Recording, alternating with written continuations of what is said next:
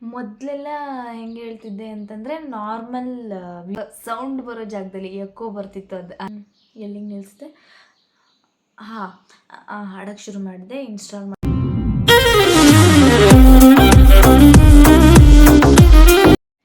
Hi hello ಎಲ್ರಿಗೂ ನಮಸ್ಕಾರ. ಇವತ್ತು ನಾನು ಏನು ವಿಷಯದ ಬಗ್ಗೆ ಮಾತಾಡೋಕ್ಕೆ ಬಂದಿದ್ದೀನಿ ಅಂತ ಹೇಳಿ ಎಲ್ರಿಗೂ ಗೊತ್ತು, ಆಲ್ರೆಡಿ ತಮ್ಮನೇನಲ್ಲಿ ನೋಡಿರ್ತೀರ. ಸೊ ನಾನು ಯಾವಾಗ 50 ಡೇಸ್ ಚಾಲೆಂಜ್ ಅಂತ ಶುರು ಮಾಡಿದ್ನೋ, ಯಾವಾಗ ಹಾಡು ಹಾಕೋಕ್ಕೆ ಶುರು ಮಾಡಿದ್ನೋ ಆವಾಗಿಂದ ಎಲ್ರದ್ದು ಒಂದೇ ಪ್ರಶ್ನೆ, ಒಂದೇ ಕಮೆಂಟು. ಆಮೇಲೆ ಡಿ ಎಮ್ಸಲ್ಲೆಲ್ಲ ಬರ್ತಾ ಇದ್ದಿದ್ದು ಒಂದೇ ಪ್ರಶ್ನೆ: ನೀವು ಯಾವ ಆ್ಯಪ್ ಯೂಸ್ ಮಾಡ್ತೀರಾ, ಯಾವ ಮೈಕ್ ಯೂಸ್ ಮಾಡ್ತೀರಾ, ಹೇಗೆ ರಿವರ್ಬ್ನ ಸೆಟ್ ಮಾಡ್ಕೋತೀರಾ, ನನಗೆ ಆ ಫಿಲ್ಟರ್ ನೇಮ್ ಕಳಿಸಿ ಅಥವಾ ಅದ್ರದ್ದು ಲಿಂಕ್ ಕಳಿಸಿ, ಈ ಥರನೇ ಕ್ವೆಶನ್ಸ್ ಬರ್ತಾ ಇದ್ದಿದ್ದು. ಸೊ ನಾನು ಎಲ್ರಿಗೂ ಸ್ವಲ್ಪ ಲಾಂಗ್ ಪ್ರೊಸೆಸ್, ತುಂಬ ಅಲ್ಲ, ಸ್ವಲ್ಪ ಲಾಂಗ್ ಪ್ರೊಸೆಸ್ಸು. ಸೊ ಹೀಗಾಗಿ ಹಾಗೆಲ್ಲ ಹೇಳಿದ್ರೆ ಸರಿಯಾಗಲ್ಲ. ಸೊ ಒಂದು ವಿಡಿಯೋ ಮಾಡ್ತೀನಿ ಅಂತ ಹೇಳಿ ಆಲ್ರೆಡಿ ಎಲ್ರಿಗೂ ಹೇಳಿದ್ದೆ ಅದರಲ್ಲೂ. ಸೊ ಇವತ್ತು ಅದಕ್ಕೆ ಟೈಮ್ ಬಂದಿದೆ. ಅದಕ್ಕೆ ಅಂತಲೇ ಈ ವಿಡಿಯೋ ಮಾಡ್ತಾಯಿದ್ದೀನಿ. ಇದನ್ನು ಈ ಒಂದು ಪಾರ್ಟಲ್ಲಿ ಮುಗಿಯಲ್ಲ ಅನ್ಕೋತೀನಿ. ನೆಕ್ಸ್ಟ್ ಪಾರ್ಟ್ ಬೇಕು ಅನಿಸುತ್ತೆ. ಎಲ್ಲದನ್ನು ತೋರ್ಸೋಕ್ಕೆ, ಎಲ್ಲದನ್ನು ನಾನು ಹೆಂಗೆ ವಿಡಿಯೋ ಮಾಡ್ತೀನಿ, ಹೇಗೆ ಸೆಟಪ್ ಮಾಡ್ಕೊಂಡಿದ್ದೀನಿ, ಹೇಗೆ ಫಿಲ್ಟರ್ನ ಯೂಸ್ ಮಾಡ್ತೀನಿ, ಹೇಗೆ ಯಾವ ಅಪ್ಲಿಕೇಶನ್ನ ಯೂಸ್ ಮಾಡ್ತೀನಿ, ಯಾವ ಸಾಫ್ಟ್ವೇರ್ನ ಯೂಸ್ ಮಾಡ್ತೀನಿ ಅಂತ ಹೇಳಿ ಸ್ವಲ್ಪ ಟೈಮ್ ಬೇಕಾಗುತ್ತೆ. ಮೊದಲೆಲ್ಲ ಹೆಂಗೆ ಹೇಳ್ತಿದ್ದೆ ಅಂತಂದರೆ ನಾರ್ಮಲ್ ಆಡಿಯೋ ವಿಡಿಯೋ ಏನು ಕೇಳಿಸ್ತಿತ್ತೋ ಅದನ್ನು ಸೌಂಡ್ ಬರೋ ಜಾಗದಲ್ಲಿ ಎಕ್ಕೋ ಬರ್ತಿತ್ತು, ಅದು ಅಲ್ಲಿ ಜೋರಾಗಿ ಸೌಂಡ್ ಕೇಳಿಸ್ತಿತ್ತು. ಆ ಥರ ಪ್ಲೇಸಲ್ಲಿ ಖಾಲಿ ಇರೋ ಥಿಂಗ್ಸ್ ಇಲ್ಲದೆ ಇರೋ ಅಂಥ ಒಂದು ಖಾಲಿ ರೂಮಲ್ಲಿ ಹೋಗಿ ನಾನು ಸಾಂಗ್ನ ರೆಕಾರ್ಡ್ ಮಾಡ್ತಿದ್ದೆ. ಸೊ ಅದು ಸ್ವಲ್ಪ ವಾಯ್ಸ್ ಜೋರಾಗಿ ಕೇಳಿಸ್ತಾ ಇತ್ತು. ಪ್ಲಸ್ ವಾಯ್ಸ್ ಸ್ವಲ್ಪ ಚೆನ್ನಾಗಿತ್ತಲ್ವ, ಸೊ ಹೀಗಾಗಿ ಅದು ಚೆನ್ನಾಗಿ ಕೇಳಿಸ್ತಾ ಇತ್ತು. ಬಟ್ ಆಮೇಲೆ ನನಗೆ ಏನು ಮಾಡಿದೆ ಅಂತಂದರೆ, ನನಗೆ ಸರಿಗಮಪ ಈ ಸತಿ ಸರಿಗಮಪ 2021ನಲ್ಲಿ ರಶ್ಮಿ ಅಂತ ಪಾರ್ಟಿಸಿಪೇಟ್ ಮಾಡಿದರು. ನಾನು ಅವ್ರಿಗೆ ಫಾಲೋ ಇದ್ದೆ ನಾನು ಇನ್ಸ್ಟಾಗ್ರಾಮಲ್ಲಿ. ಸೊ ಇನ್ಸ್ಟಾಗ್ರಾಮಲ್ಲಿ ನಾನು ಅವ್ರಿಗೆ ಫಾಲೋ ಇದ್ದಾಗ ಒಂದು ದಿವಸ ನಾನು ಹೀಗೆ ಸುಮ್ಮನೆ ತುಂಬ ಜನಕ್ಕೆ ನಾನು ಹಾಗೇನೆ ಎಲ್ರಿಗೂ ಮೆಸೇಜ್ ಮಾಡ್ತಾಯಿದ್ದೆ, ಇದು ಹೆಂಗೆ ಯೂಸ್ ಮಾಡ್ತಾರೆ ಏನು ಅಂತೇಳಿ ತುಂಬಾ ತಲೆ ಕೆಡಿಸ್ಕೊತಾ ಇದ್ದೆ. ಎಲ್ಲರನ್ನೂ ಕೇಳ್ತಾಯಿದ್ದೆ, ಬಟ್ ಯಾರೂ ರಿಪ್ಲೈ ಮಾಡ್ತಿರಲಿಲ್ಲ. ಆಲ್ಮೋಸ್ಟ್ ಐಶ್ವರ್ಯ ರಂಗರಾಜನ್ ಅವ್ರಿಗೆ ಒಂದು ಸತಿ ಮಾಡಿದ್ದೆ. ಸೊ ಅವ್ರು ಹೇಳಿದ್ದಿದ್ದು ನನಗೆ ನಂದು ಸಪ್ರೇಟ್ ರೆಕಾರ್ಡಿಂಗ್ ಸೆಟಪ್ ಇದೆ, ಸೊ ನಾನು ಅಲ್ಲಿ ರೆಕಾರ್ಡ್ ಮಾಡಿಬಿಟ್ಟು ನಾನು ಹಾಡ್ತೀನಿ ಅಂತ ಹೇಳಿದರು. ಅವರು ರಿಪ್ಲೈ ಮಾಡಿದರು.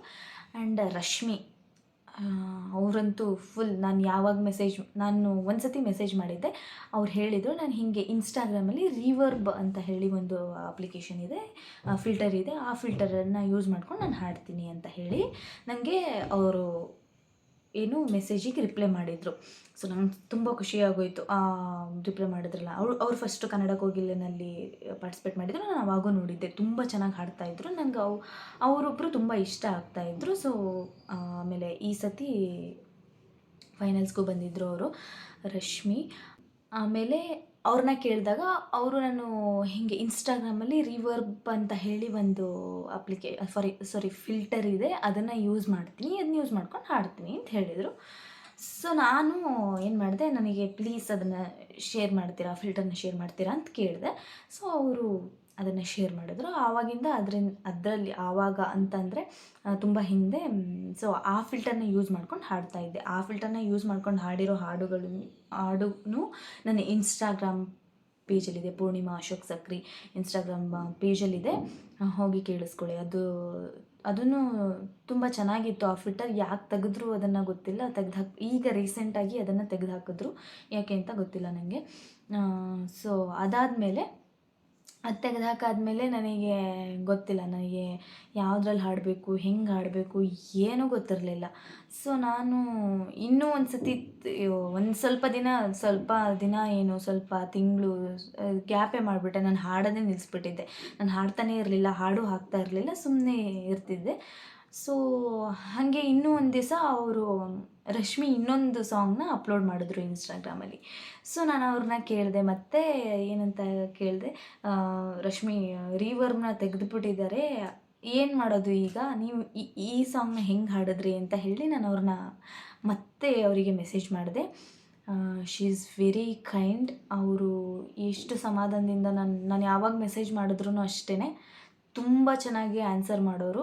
ಆ್ಯಂಡ್ ತುಂಬ ಲೇಟ್ ಎಲ್ಲ ಮಾಡ್ತಿರಲಿಲ್ಲ. ನಾನು ಕೆಲವೊಬ್ಬರು ನಾನು ಇವತ್ತು ಮೆಸೇಜ್ ಮಾಡಿದ್ದೀನಿ ಅಂತ ಹೇಳಿದ್ರೆ ಒಂದೊಂದು ತಿಂಗಳೆಲ್ಲ ಬಿಟ್ಕೊಂಡು ನೋಡ್ತಾರೆ, ನೋಡಿದ್ರೂ ಸುಮ್ಮನೆ ಇರ್ತಾರೆ. ಆಲ್ಮೋಸ್ಟ್ ಯಾರೋ ಒಬ್ಬರು ರಿಪ್ಲೈ ಮಾಡ್ತಾರೆ. ಬಟ್ ರಶ್ಮಿ ಇಮಿಡಿಯೇಟ್ ನನಗೆ ರಿಪ್ಲೈ ಮಾಡಿದ್ರು. ನಾನು ಐಫೋನಲ್ಲಿ ಹಾಡ್ತೀನಿ, ಇನ್ಬಿಲ್ಟ್ ಆ್ಯಪ್ ಇದೆ, ನಾನು ಅದರಲ್ಲಿ ಹಾಡಿರೋದು ಇದನ್ನು ಅಂತ ಹೇಳಿದರು. ಸೊ ನನ್ನ ಹತ್ರ ಐಫೋನ್ ಇರಲಿಲ್ಲ, I am not iPhone holder. So ನನ್ನ ಹಸ್ಬೆಂಡ್ ಹತ್ರ ಐಫೋನ್ ಇದೆ. ಅವ್ರ ಫೋನನ್ನು ಇಸ್ಕೊಂಡು ನಾನು ಹಾಡೋಕ್ಕೆ ಶುರು ಮಾಡಿದೆ. ಅದರಲ್ಲಿ ಏನೊಂದು ಆಲ್ಮೋಸ್ಟ್ ಒಂದು 2-3 ಸಾಂಗ್ ಹಾಡಿದ್ದೀನಿ ಅಷ್ಟೇ. ಬಿಕಾಸ್ ಅವ್ರ ಫೋನ್ ಇಸ್ಕೊಂಡು ಹಾಡಿ ನಾನು ಮತ್ತೆ ನನಗೆ ಅದನ್ನು ನಾನು ನನ್ನ ಮೊಬೈಲ್ ಒಳಗೆ ಹಾಕೊಳ್ಳೋ ಅಷ್ಟರಲ್ಲಿ ಅದರದ್ದು ಕ್ವಾಲಿಟಿನೇ ಹೋಗಿರ್ತಿತ್ತು ಸಾಂಗು. ಅದರಲ್ಲಿ ಎಷ್ಟು ಕ್ಲಿಯರಾಗಿ ವಾಯ್ಸ್ ಕೇಳಿಸ್ತಾ ಇತ್ತು, ಅದರಲ್ಲಿ ಎಷ್ಟು ಏನು ರಿವರ್ಬ್ ಆಗ್ತಾಯಿತ್ತು. ನನ್ನ ಮೊಬೈಲಲ್ಲಿ ನಾನು ಆ ಹಾಡನ್ನ ಶೇರ್ ಮಾಡಿಕೊಂಡಾಗ ಅಷ್ಟು ಕ್ಲಾರಿಟಿ ಇರ್ತಿರಲಿಲ್ಲ. ಅದು ಸ್ವಲ್ಪ ಕ್ಲಾರಿಟಿ ಕಡಿಮೆನೇ ಆಗಿರ್ತಿತ್ತು. ಸೊ ನಾನು ಅದಕ್ಕೆ ನಂಗೆ ಯಾಕೋ ಅಯ್ಯೋ ಅನಿಸ್ತಾಯಿತ್ತು, ಅಯ್ಯೋ ಇದು ಒಂಥರ ಕೇಳಿಸ್ತಿದೆಯಲ್ಲಪ್ಪ ಅಂತ ಹೇಳಿಬಿಟ್ಟು. ಸೊ ಒನ್ ಫೈನ್ ಡೇ ಎಲ್ರಿಗೂ ಗೊತ್ತಿರ್ಬೋದು, ಸುನಿಧಿ ಗಣೇಶ್ ಅವರು ಏನಂತ ಒಂದು ಇನ್ಸ್ಟಾಗ್ರಾಮಲ್ಲಿ ಒಂದು ಆಸ್ಕ್ ಮೀ ಕ್ವೆಶನ್ಸ್ ಆ ಥರ ಒಂದು ಇದನ್ನು ಹಾಕಿದ್ರು. ಆವಾಗ ಯಾರೋ ಒಬ್ಬರು ಕೇಳಿದರು, ನೀವು ಹೇಗೆ ಹಾಡು ರೆಕಾರ್ಡ್ ಮಾಡ್ತೀರಾ? ಯಾರೋ ಪ್ರಶ್ನೆ ಕೇಳಿದರು. ನಾನು ಕೇಳಿದ್ದೆ ಇದನ್ನು. ಬಟ್ ನನ್ನ ಕ್ವೆಶನಿಗೆ ಅದು ಆನ್ಸರ್ ಆಗಿರಲಿಲ್ಲ. ಬಿಕಾಸ್ ನಾನು ಸ್ವಲ್ಪ ಏನೇನೋ ಕೇಳಿದ್ದೆ ಮತ್ತೆ. ಸೊ ಯಾರೋ ಒಬ್ಬರು ಹೀಗೆ ಯಾವ ಮೈಕ್ ಯೂಸ್ ಮಾಡ್ತೀನಿ ಅಂದರೆ ನೀವು ಹೆಂಗೆ ರೆಕಾರ್ಡ್ ಮಾಡ್ತೀರಾ ಅಂತ ಹಾಕಿದ್ರು. ಅವರು ನಾನು ಈ ಮೈಕ್ನ ಯೂಸ್ ಮಾಡ್ತೀನಿ ಅಂತ ಹೇಳ್ಬಿಟ್ಟು ಒಂದು ಮೈಕಿಂದು ಪಿಕ್ ಹಾಕಿದ್ರು, ಹಿಂಗೆ ಹಿಡ್ಕೊಂಡು ಪಿಕ್ ಹಾಕಿದ್ರು. ಸೊ ನಾನು ಅದನ್ನು ಸ್ಕ್ರೀನ್ಶಾಟ್ ಮಾಡಿ ತೆಗೆದಿಟ್ಕೊಂಡಿದ್ದೆ. ಸೊ ಸ್ಕ್ರೀನ್ಶಾಟ್ ಮಾಡಿ ತೆಗೆದಿಟ್ಕೊಂಡು ನೆಕ್ಸ್ಟ್ ಏನು ಮಾಡಿದೆ ಅಂತಂದರೆ, ಫಟಾಫಟ್ ಅಂತ ಅಮೆಝಾನಿಗೆ ಹೋದೆ. ಆ ಮೈಕ್ನ ಸರ್ಚ್ ಮಾಡಿದೆ. ಆಗಿದ್ಮೇಲೆ ಆ ಮೈಕ್ ಸರ್ಚ್ ಮಾಡಿ ಅದು ಹೇಗೆ ವರ್ಕ್ ಆಗುತ್ತೆ, ಅದು ಹೇಗೆ ಏನು ಎತ್ತ ಎಲ್ಲನೂ ಯೂಟ್ಯೂಬಲ್ಲಿ ಫುಲ್ ಸರ್ಚ್ ಮಾಡಿದೆ. ಯೂಟ್ಯೂಬಲ್ಲಿ ಅದರದ್ದು ಆ ಮೈಕ್ದು ವಿಡಿಯೋ, ಅದು ಹೇಗೆ ವರ್ಕ್ ಮಾಡೋದು, ಅದು ಹೇಗೆ ಅದರಲ್ಲಿ ಹಾಡೋದು ಹೇಗೆ, ಅದಕ್ಕೆ ಏನೇನು ಬೇಕು ಎಲ್ಲನೂ ಸರ್ಚ್ ಮಾಡಿದೆ. ಸೊ ಸಿಕ್ತು ನನಗೆ ಫೈನಲಿ ಮೈಕ್ನ ಹೆಂಗೆ ಯೂಸ್ ಮಾಡೋದು ಅದನ್ನೆಲ್ಲ ನಂಗೆ ಹೋಗ್ತಾ ಒಂದೊಂದೇ ಗೊತ್ತಾಗ್ತಾ ಹೋಯಿತು. ಸೊ ಒಂದೇ ಸರಿಗೆ ಯಾವುದೂ ಗೊತ್ತಾಗಲ್ಲ. ನೀವು ಸ್ಟೆಪ್ ಬೈ ಸ್ಟೆಪ್ ಆದರೆ ಎಲ್ಲನೂ ಯೂಟ್ಯೂಬಲ್ಲೇ ಸಿಗುತ್ತೆ. ಎಲ್ಲನೂ ನಿಮಗೆ ಯಾವ ಮೈಕ್ ಯೂಸ್ ಮಾಡಬೇಕು, ಅದಕ್ಕೆ ಯಾವ ಥರ ಸಾಫ್ಟ್ವೇರ್ ಯೂಸ್ ಮಾಡಬೇಕು, ಅದನ್ನು ಯಾವ ಥರ ಫಿಲ್ಟ್ರ್ ಯಾವ ಥರ ಅಪ್ಲೈ ಮಾಡಬೇಕು ಎಲ್ಲದೂ ಯೂಟ್ಯೂಬಲ್ಲೇ ಸಿಗುತ್ತೆ.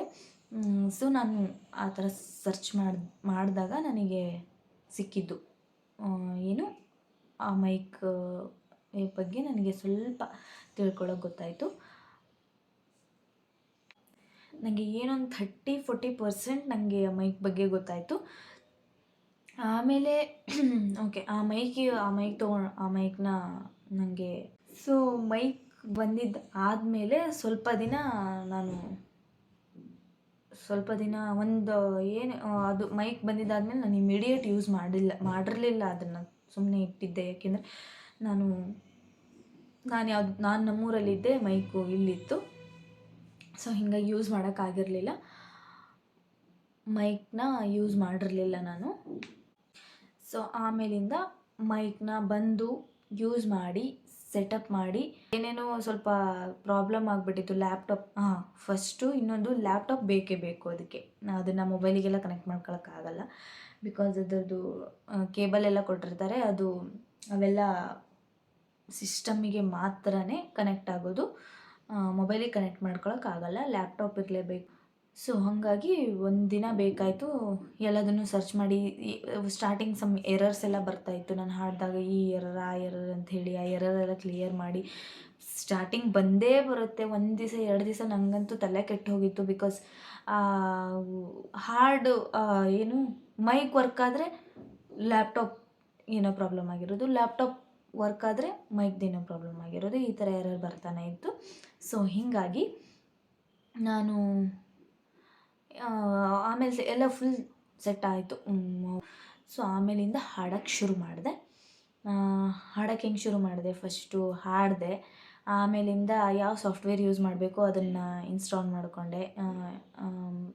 ಲ್ಯಾಪ್ಟಾಪಲ್ಲಿ ಇನ್ಸ್ಟಾಲ್ ಮಾಡಿಕೊಂಡು ಅದಕ್ಕೆ ಏನೇನು ಫಿಲ್ಟರ್ ಯೂಸ್ ಮಾಡಬೇಕು ಎಲ್ಲದನ್ನು ಯೂಸ್ ಮಾಡಿದೆ. ಆ್ಯಂಡ್ ಆಲ್ಮೋಸ್ಟ್ ಇನ್ನೂ ಇದೆ ಅದರದ್ದು, ತುಂಬಾ ಇನ್ಡೆಪ್ತ್ ಆಗಿದೆ. ನಾನು ತಿಳ್ಕೊಂಡಿರೋದು ಏನೂ ಅಲ್ಲ, ನಾನು ಒಂದು ಬೇಸಿಕ್ಸ್ ಏನು ಇದು ಎಲ್ರಿಗೂ ಗೊತ್ತಾಗುತ್ತೆ ಹೋಗ್ತಾ ಹೋಗ್ತಾ. ಬಟ್ ನಾನು ನಿಮಗೆಲ್ಲ ವೀಡಿಯೋ ಮಾಡಿ ತೋರಿಸ್ತೀನಿ, ಇದರಲ್ಲಿ ಎಲ್ಲ ತುಂಬ ಲೆಂದಿ ಆಗುತ್ತೆ, ಹೇಳೋದಕ್ಕಾಗಲ್ಲ. ಸೊ ಇದ್ರದ್ದು ಒಂದು ವೀಡಿಯೋ ಮಾಡ್ತೀನಿ, ಕ್ಲಾರಿಟಿ ಇರಲಿ ಅಂತ ಹೇಳಿ ಈ ವಿಡಿಯೋನ ಮಾಡಿದ್ದು ನಾನು. ಸೊ ತುಂಬ ಜನ ಕೇಳಿದ್ರಿ ಅಲ್ವಾ, ಹೆಂಗೆ ಮಾಡ್ತೀರಾ ಅಂತ ಹೇಳ್ಬಿಟ್ಟು, ಅದಕ್ಕೆ ಒಂದು ಕ್ಲಾರಿಟಿ ವಿಡಿಯೋ ಥರ ಇದು. ಆಮೇಲೆ ನಾನು ಎಲ್ಲಿಗೆ ನಿಲ್ಲಿಸಿದೆ, ಹಾಡೋಕ್ಕೆ ಶುರು ಮಾಡಿದೆ, ಇನ್ಸ್ಟಾಲ್ ಮಾಡಿಕೊಂಡೆ ಎಲ್ಲದನ್ನು. ಆಮೇಲೆ ಹಾಡಿಬಿಟ್ಟು ಅದನ್ನು ಮೊಬೈಲಿಗೆ ಎಕ್ಸ್ಪೋರ್ಟ್ ಇಡು. ಆಮೇಲೆ ಏನು ಮಾಡ್ತಿದ್ದೆ, ವೀಡಿಯೋ ಮಾಡ್ತಾಯಿದ್ದೆ. ಫಸ್ಟು ನಿಮಗೇನು ಅಂತಂದರೆ, ಫಸ್ಟು ಹಾಡು ಚೆನ್ನಾಗಿ ಬರ್ತಾ ಇರಬೇಕು. ಹಾಡು ನೀವು ಲಿಪ್ಸಿಂಕ್ ಮಾಡಿದಾಗ ನಿಮ್ಮ ಹಾಡೊಂದು ಕಡೆ, ನಿಮ್ಮ ಇದು ನಂದು ಆಗಿದೆ. ಎಷ್ಟೊಂದು ವೀಡಿಯೋದಲ್ಲಿ ತುಂಬ ಜನ ಸ್ಟಾರ್ಟಿಂಗಲ್ಲಿ ನಾನು ಹಾಕಿದಾಗ ನೀವು ಲಿಪ್ಸಿಂಕ್ ಮಾಡ್ತೀರಾ ಅಲ್ವಾ ಅಂತ ಹೇಳಿದ್ರು. ಬಟ್ ನಾನೇ ಹಾಡಿರೋದು ಲಿಪ್ಸಿಂಕ್, ನನ್ನ ಹಾಡಿಗೆ ಎಲ್ಲರೂ ಹಾಗೇ ಮಾಡೋದು. ರೆಕಾರ್ಡಿಂಗ್ಸಲ್ಲೇನು ರೆಕಾರ್ಡಿಂಗ್ ಎಲ್ಲ ಮಾಡಿದಾಗ ಡೈರೆಕ್ಟ್ ನೀವು ರೆಕಾರ್ಡಿಂಗನ್ನು ಯಾರೂ ತೊಗೊಂಡೋಗಿ ಹಾಡಿರಲ್ಲ. ಸೊ ನೀವು ನೋಡ್ಬೋದು, ಗೊತ್ತಾಗುತ್ತೆ ಅದರಲ್ಲಿ ಕ್ಲಿಯರಾಗಿ ಗೊತ್ತಾಗುತ್ತೆ ಯಾರದೇ ಆದ್ರೂ. ಈಗ ಅಬ್ಸರ್ವ್ ಮಾಡಿದಾಗ ನಿಮಗೆ ಗೊತ್ತಾಗುತ್ತೆ. ಬಿಕಾಸ್ ಎಕೋ ಎಲ್ಲ ಹೀಗೆ ಒಂದೇ ಸತಿ ಬರಲ್ಲ ಅದು.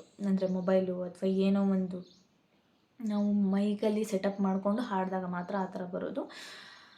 ಸೊ ನಾನು ಮಾಡಿದಾಗೂ ಆ ಥರ ಬಂದಿತ್ತು. ನನ್ನ ಲಿಪ್ಸಿಂಕ್ ನಂದು ಲಿಪ್ಪು ಮೂಮೆಂಟ್ ಒಂದು ಕಡೆ, ಹಾಡೊಂದು ಕಡೆ ಆಗಿತ್ತು ಸ್ಟಾರ್ಟಿಂಗು. ಆಮೇಲಿಂದ ಅದನ್ನು ಕರೆಕ್ಷನ್ ಮಾಡಿಕೊಂಡೆ ನಾನು ನೀಟಾಗಿ. ಕೊನೆಗೆ ಮಾಡ್ಕೊಂಡಿದ್ದಾದಮೇಲೆ ಹಾಡೋಕ್ಕೆ ಶುರು ಮಾಡಿದೆ. ಅಲ್ಲಿಂದ ನನ್ನ 50 ಡೇಸ್ ಚಾಲೆಂಜ್ನ ಮುಗಿಸ್ದೆ. ಒಳ್ಳೆಯ ಒಂದು ರೆಸ್ಪಾನ್ಸ್ ಸಿಕ್ತು ನನಗೆ. ಎಲ್ಲರೂ ತುಂಬ ಚೆನ್ನಾಗಿ ಕಮೆಂಟ್ ಮಾಡೋರು, ತುಂಬ ಚೆನ್ನಾಗಿ ಹಾಡ್ತೀರಾ ಅಂಥೇಳಿ. I am happy for that. And ಎಷ್ಟು ಜನ, ಒಂದು 900+ ಫಾಲೋವರ್ಸ್ ಇದ್ದಾರೆ. ಎಲ್ರಿಗೂ ತುಂಬ ಥ್ಯಾಂಕ್ಸ್. ತುಂಬಾ ಸಪೋರ್ಟ್ ಮಾಡ್ತಾರೆ. ಎಲ್ಲರೂ ನನ್ನ ವೀಡಿಯೋನ ನೋಡ್ತಾರೆ, ತುಂಬ ಚೆನ್ನಾಗಿ ಕಮೆಂಟ್ ಮಾಡ್ತಾರೆ. Thank you so much. ಚೆನ್ನಾಗಿಲ್ಲ ಅಂತ ಡೈರೆಕ್ಟಾಗಿ ಹೇಳಿರೋರು ಇದ್ದಾರೆ, ಚೆನ್ನಾಗಿದೆ ಅಂದರೆ ತುಂಬ ಚೆನ್ನಾಗಿ ಹಾಡ್ತೀರಾ ಅಂತಲೂ ಹೇಳಿರೋರು ಇದ್ದಾರೆ. ಆದರೆ ತುಂಬ ಜನ ಕೇಳಿರೋ ಕ್ವೆಶ್ಚನ್ ಅಂತಂದರೆ ಒಂದೇ, ನೀವು ಹೆಂಗೆ ಹಾಡ್ತೀರಾ ಅಂತ. ಸೊ ನೆಕ್ಸ್ಟ್ ವಿಡಿಯೋದಲ್ಲಿ ನಾನು ಹೇಗೆ ಎಲ್ಲದನ್ನು ಸೆಟಪ್ ಮಾಡ್ಕೊಂಡಿದ್ದೀನಿ, ಹೇಗೆ ನಾನು ಹಾಡ್ತೀನಿ ಎಲ್ಲದನ್ನು ಒಂದು ಪೂರ್ತಿ ಕ್ಲಿಯರ್ ವಿಡಿಯೋನ ಮಾಡಿ ನಿಮಗೆ ತೋರಿಸ್ತೀನಿ. Thank you for watching. Next ವಿಡಿಯೋದಲ್ಲಿ ನಾನು ಹೇಗೆ ರೆಕಾರ್ಡ್ ಮಾಡ್ತೀನಿ, ಅದನ್ನು ಹೇಗೆ ಸೆಟಪ್ ಮಾಡ್ಕೊಂಡಿದ್ದೀನಿ, ಯಾವ ಫಿಲ್ಟರ್ ಯೂಸ್ ಮಾಡ್ತೀನಿ, ಯಾವ ಅಪ್ಲಿಕೇಶನ್, ಯಾವ ಸಾಫ್ಟ್ವೇರ್ ಯೂಸ್ ಮಾಡ್ತೀನಿ, ಎಲ್ಲದನ್ನು ತೋರಿಸ್ತೀನಿ. ಅಲ್ಲಿವರೆಗೂ till then take care, bye. Thank you.